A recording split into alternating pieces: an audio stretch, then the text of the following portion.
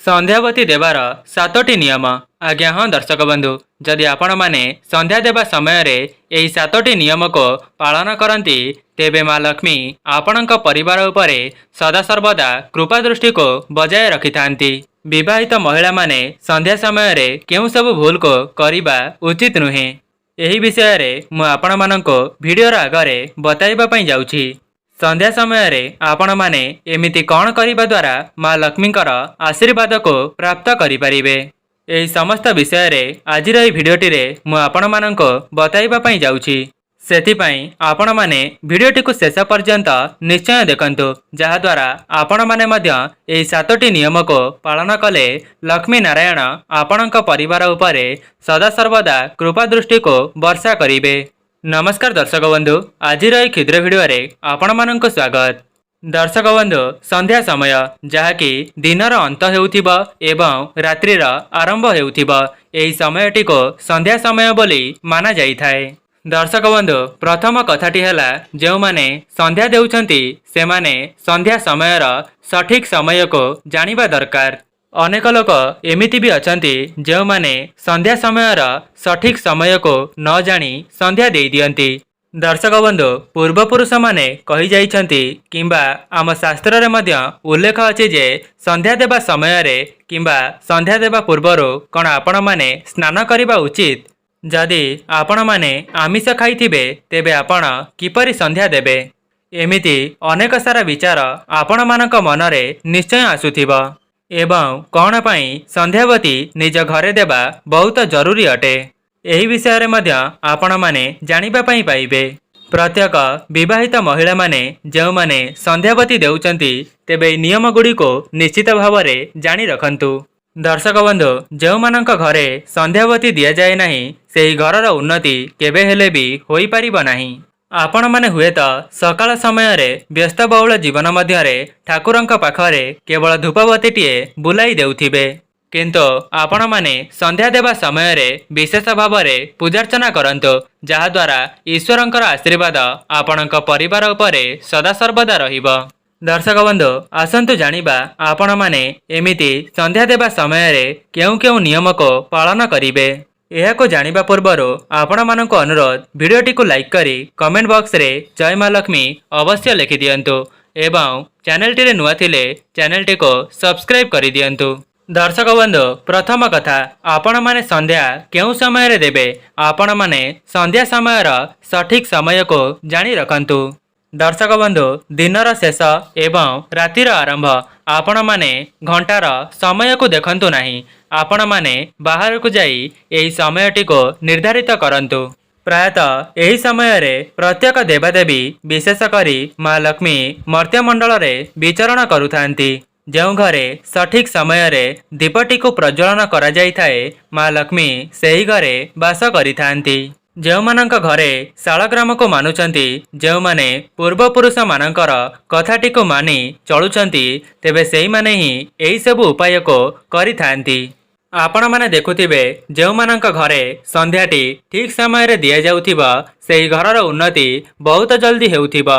सेही घरर सदस्य माने निज जीवन रे उन्नति करुथांती। सेमाने जेउ भी क्षेत्र रे हाथ देइथांती सेथिरे सेमाने विजयी होइथांती। तेबे जो माने भी एही वीडियोटी को देखुचंती सेमाने ध्यान रखंतो, दिनर शेष एवं रात्रिर आरंभ सेही समयटी को संध्या समय भाव रे विवेचना करा जाइछि। आपण माने थरे मात्र संध्या हेबा पूर्वरु बाहर को चली जिबे एवं आकाश को देखि निर्धारित करिबे जे एहा हेउछि संध्या समय। एबे जानिबा आपण माने संध्यावतीटी किपरि लगाइबे एवं आपणक घरर केउ केउ स्थान रे संध्यावती लगाइबे। प्रथम जगाटी हेउछि आपणक घरर ठाकुर घर। दर्शक बंधु, जेतेबेले आपण माने ठाकुरंक पाखरे दीपटी प्रज्वलन करुचंती, मने मने भगवानंको आपणकर समस्या को जणाई दियंतु एवं आपण माने केउ सब समस्या देई गति करुचंती से सब मध्य माँ लक्ष्मींक निकटरे कहि देबे। एहा परे आपण माने निज वृंदावतींक निकट को चली जिबे। दर्शक बंधु, एहा परे आपण माने निज तुलसी गछ मूलरे गोटिए दीप को प्रज्वलन करिवे एवं दीपटी को प्रज्वलन करि सारिबा परे ओम नमः भगवते वासुदेवाय ଏହି ମନ୍ତ୍ରଟିକୁ 7 ଥର ଉଚ୍ଚାରଣ କରି ଲକ୍ଷ୍ମୀ ନାରାୟଣଙ୍କ ସ୍ମରଣ କରିବେ। କାହିଁକି ନା ଏହି ମନ୍ତ୍ରଟିକୁ ଉଚ୍ଚାରଣ କରିବା ଦ୍ୱାରା ଲକ୍ଷ୍ମୀ ନାରାୟଣ ପ୍ରସନ୍ନ ହୋଇଥାନ୍ତି। ତୃତୀୟ ଜାଗାଟି ହେଉଛି ଆପଣଙ୍କ ଘରର ମୁଖ୍ୟ ଦ୍ୱାର। ଆପଣଙ୍କର ଏରୁଣ୍ଡି ବନ୍ଧର ଡାହାଣ ପଟେ। ଆପଣମାନେ ଯଦି ଜାଣିପାରୁନାହାନ୍ତି ତେବେ ନିଜ ମୁଖ୍ୟ ଦ୍ୱାରର ବାହାରକୁ ପଳାଇବେ ଏବଂ ଆପଣଙ୍କର ମୁହଁ ରହିବ ଆପଣଙ୍କର ଘର ଦିଗକୁ ଏବଂ ଆପଣଙ୍କର ଡାହାଣ ହାତଟି ଯେଉଁ ଦିଗରେ ରହୁଥିବ ସେହି ଦିଗରେ ଗୋଟିଏ ଘିଅର ଦୀପକୁ ପ୍ରଜ୍ୱଳନ କରିବେ। ଦର୍ଶକ ବନ୍ଧୁ, ଆପଣମାନଙ୍କ ମନରେ ପ୍ରଶ୍ନ ଆସୁଥିବ ଯେ ମୁଖ୍ୟ ଦ୍ୱାରରେ ଦୀପ ଲଗାଇବା ଦ୍ୱାରା ଆମ ଘରର କିପରି ଭାବରେ ଉନ୍ନତି ହେବ। ତେବେ ଆପଣମାନେ ଜାଣି ରଖନ୍ତୁ ଯେ ଯେତେବେଳେ ଈଶ୍ୱର ଆପଣଙ୍କ ଘରକୁ ପ୍ରବେଶ କରିବେ ତେବେ ଯଦି ଆପଣମାନେ ନିଜ ମୁଖ୍ୟ ଦ୍ୱାର ସାମ୍ନାରେ ଦୀପଟିକୁ ଲଗାଇଥିବେ ତେବେ ସେମାନଙ୍କୁ ସ୍ୱାଗତ କରିବା ସହିତ ସମାନ ହୋଇଥାଏ ଏବଂ ଦେବୀ ଦେବତାମାନେ ଆପଣଙ୍କ ମୁଖ୍ୟ ଦ୍ୱାରରେ ଦୀପ ଦେଖି ପ୍ରସନ୍ନ ହୋଇଥାନ୍ତି। ଦର୍ଶକ ବନ୍ଧୁ, ସମସ୍ତେ ହୁଏତ ଠାକୁରଙ୍କ ପାଖରେ ଏବଂ ବୃନ୍ଦାବତୀଙ୍କ ନିକଟରେ ଦୀପ ଲଗାଉଥିବେ, କିନ୍ତୁ କ'ଣ ଆପଣମାନେ ନିଜ ମୁଖ୍ୟ ଦ୍ୱାରରେ ଦୀପଟିକୁ ଲଗାଉଛନ୍ତି କି? ଯଦି ଲଗାଉନାହାନ୍ତି ଆଜିଠାରୁ ହିଁ ଲଗାଇବା ପାଇଁ ଆରମ୍ଭ କରିଦିଅନ୍ତୁ। ଯଦି ଆପଣମାନେ ଏହି ନିୟମଟିକୁ ପାଳନ କରିବା ଆରମ୍ଭ କରିଦେବେ ତେବେ ଆଗାମୀ 1 ମାସ ମଧ୍ୟରେ ଆପଣଙ୍କ ଜୀବନରୁ ସମସ୍ତ ଦୁଃଖ କଷ୍ଟ ଦୂର ହେବା ସହିତ ଧନର ଆଗମନ ହେବ। ଦର୍ଶକ ବନ୍ଧୁ, ଆପଣମାନେ ଯେତେବେଳେ ଦୀପ ଲଗାଉଛନ୍ତି ସମ୍ପୂର୍ଣ୍ଣ ନିଷ୍ଠା ଏବଂ ଭକ୍ତିର ସହିତ ଦୀପଟିକୁ ପ୍ରଜ୍ୱଳନ କରିବେ। ଆପଣମାନେ କେବେ ହେଲେ ବି ନିଜ ମନରେ ସ୍ୱାର୍ଥ ରଖି ଲକ୍ଷ୍ମୀ ନାରାୟଣଙ୍କୁ ପୂଜା କରିବେ ନାହିଁ। ସବୁବେଳେ ନିଃସ୍ୱାର୍ଥପର ମନରେ ମା ଲକ୍ଷ୍ମୀ ଏବଂ ନାରାୟଣଙ୍କୁ ପୂଜାର୍ଚ୍ଚନା କରନ୍ତୁ। ଦେଖିବେ ଲକ୍ଷ୍ମୀ ନାରାୟଣଙ୍କର ଆଶୀର୍ବାଦ ନିଶ୍ଚିତ ଭାବରେ ପ୍ରାପ୍ତ କରିବେ। ଦର୍ଶକ ବନ୍ଧୁ, ଆପଣମାନେ ଭାବୁଥିବେ କ'ଣ ଦୀପ ଲଗାଇ ଦେବା ଦ୍ୱାରା ଆମର ସମସ୍ତ ସମସ୍ୟା ଦୂର ହୋଇଯିବ? ତେବେ ଦେଖନ୍ତୁ, ଯଦି ଆପଣମାନେ ସମ୍ପୂର୍ଣ୍ଣ ଭକ୍ତିର ସହିତ ଲକ୍ଷ୍ମୀ ନାରାୟଣଙ୍କୁ ପୂଜାର୍ଚ୍ଚନା କରିବେ ତେବେ ଆପଣଙ୍କର ପୂଜାଟି କେବେ ହେଲେ ବି ବୃଥା ଯିବ ନାହିଁ। କାହିଁକି ନା ଈଶ୍ୱର ଭକ୍ତର ଭକ୍ତିରେ ପ୍ରସନ୍ନ ହୋଇଥାନ୍ତି। ଦର୍ଶକ ବନ୍ଧୁ, ଆପଣଙ୍କ ଉପରେ ନିର୍ଭର କରେ ଆପଣମାନେ କେତେ ସ୍ୱଚ୍ଛ ମନରୁ ଈଶ୍ୱରଙ୍କର ଆରାଧନା କରୁଛନ୍ତି। ଦର୍ଶକ ବନ୍ଧୁ, ଚତୁର୍ଥ କଥାଟି ହେଲା ଯଦି ଆପଣମାନେ ସନ୍ଧ୍ୟା ଦେବା ପୂର୍ବରୁ ଶୌଚ ହେଉଛନ୍ତି ତେବେ ଅଧା ସ୍ନାନ କରିଦିଅନ୍ତୁ। କାହିଁକି ନା ଯେତେବେଳେ ଆପଣମାନେ ଭଗବାନଙ୍କର ପୂଜାର୍ଚ୍ଚନା କରୁଛନ୍ତି ତେବେ ଆପଣଙ୍କର ସ୍ୱଚ୍ଛ ହେବା ବହୁତ ଜରୁରୀ ଅଟେ। ଆପଣମାନେ ନିଜର ଗୋଡ଼ ହାତ ମୁହଁକୁ ଭଲ ଭାବରେ ଧୋଇଦେବେ। ବିନା ସ୍ୱଚ୍ଛ ହୋଇ ସନ୍ଧ୍ୟା ଦେବା ଉଚିତ ନୁହେଁ।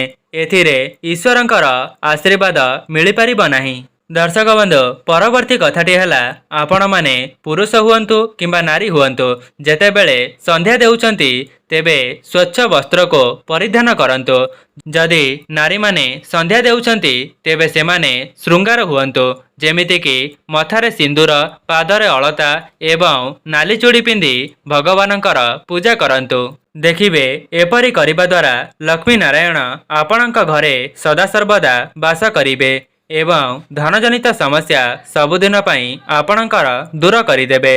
ଦର୍ଶକ ବନ୍ଧୁ, ଆପଣମାନେ ଗୋଟିଏ କଥାର ଧ୍ୟାନ ରଖିବେ, ସନ୍ଧ୍ୟା ହେବା ପୂର୍ବରୁ ଆପଣଙ୍କ ଘରର ଅଇଁଠା ବାସନ ଝାଡ଼ୁ ଲଗାଇବା, ନିଜର କେଶକୁ କୁଣ୍ଡାଇବା ଏସବୁ କାମ ସନ୍ଧ୍ୟା ହେବା ପୂର୍ବରୁ ହିଁ ଶେଷ କରିଦେଇଥିବେ।